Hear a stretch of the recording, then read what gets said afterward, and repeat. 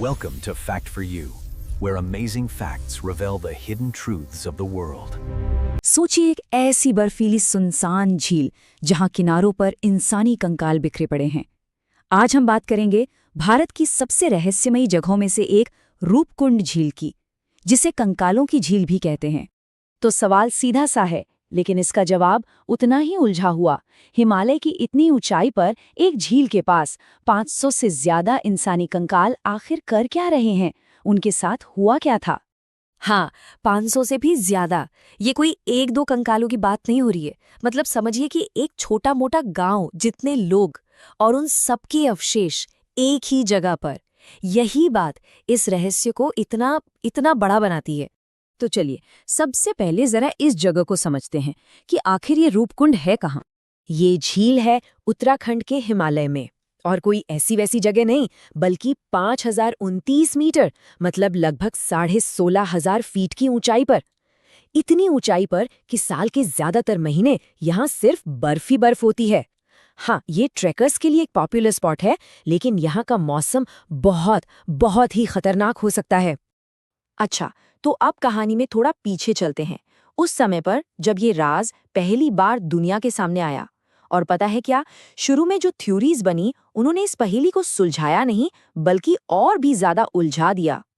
तो बात है 1942 की। एक ब्रिटिश फॉरेस्ट गार्ड की नजर इन कंकालों पर पड़ती है। सोचिए क्या हुआ होगा। चारों तरफ हड़कंप मच गया। पहली थ्योरी कि ये दूसरे विश्व युद्ध के जापानी सैनिक हैं जो रास्ता भटक गए। लेकिन जब वैज्ञानिकों ने कार्बन डेटिंग की तो सब हैरान रह गए। ये कंकाल तो 800 से 1200 साल पुराने निकले। अब सोचिए कहानी कहाँ से कहाँ पहुंच गई। तो जाहिर है वॉर वाली सारी थ्योरीज तो एकदम गलत साबित हो गई। ना ये द्वितीय विश्व युद्ध के सैनिक थे, ना ही किसी पुरानी लड़ाई के। तो फिर सवाल वहीं का वहीं खड़ा था कि आखिर ये लोग थे कौन। और यहीं से एंट्री होती है साइंस की। विज्ञान ने इस पहेली को सुलझाने के लिए जो पहली बड़ी थ्योरी दी वो काफी चौंकाने वाली थी। इसे कहते हैं हेल स्टॉर्म थ्योरी, मतलब ओलों के तूफान वाली थ्योरी। इसके हिसाब से इन सारे लोगों की मौत एक साथ हुई, किसी एक ही भयानक प्राकृतिक आपदा में। और इस थ्योरी के पीछे काफी मजबूत सबूत भी थे, ऐसा नहीं कि हवा में बात थी। रिसर्चर्स ने जब खोपड़ियों को जांचा तो पाया कि कई खोपड़ियों पर एक जैसे गोल और गहरे जख्म थे। ये किसी तलवार या भाले के निशान नहीं थे, बल्कि ऐसे थे जैसे आसमान से क्रिकेट बॉल के साइज के ओले सीधे उनके सिर पर आकर लगे हों।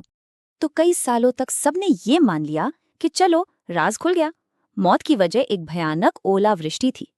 लेकिन कहानी अभी खत्म नहीं हुई थी, बल्कि असली ट्विस्ट तो अब आने वाला था। सबको लगा कि रूपकुंड का रहस्य सुलझ चुका है, पर असल में कहानी ने एक ऐसा मोड़ लिया जिसने सब कुछ बदल कर रख दिया। साल 2019 में एक जेनेटिक स्टडी हुई और इसने तो पूरा खेल ही पलट दिया। देखिए, पहले क्या माना जाता था, यही कि ये सारे लोग साउथ एशिया के थे, एक ही ग्रुप के जो शायद किसी तीर्थ यात्रा पर आए होंगे। लेकिन डीएनए की रिपोर्ट ने एक बिल्कुल अलग ही कहानी सुनाई। पता चला कि ये लोग एक नहीं बल्कि कम से कम 2 बिल्कुल अलग अलग जेनेटिक ग्रुप्स के थे। और जब नतीजे आए तो सब हैरान रह गए।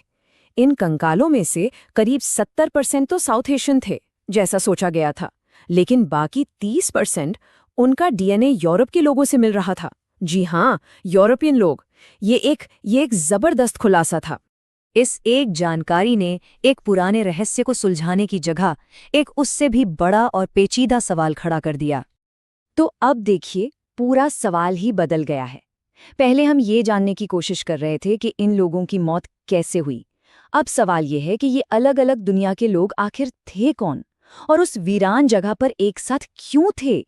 तो आज भी सबसे बड़ा सवाल यही है, सदियों पहले दुनिया के 2 अलग अलग कोनों से आए लोग उस बंजर बर्फीली जगह पर एक साथ कैसे पहुंचे? क्या कोई पुराना व्यापार मार्ग था जिसके बारे में हम नहीं जानते, या ये कोई ऐसी तीर्थ यात्रा थी जिसका जिक्र इतिहास में कहीं नहीं है? रूपकुंड की बर्फ आज भी इस गहरे राज को दबाए बैठी है और शायद जवाब का इंतजार कर रही है।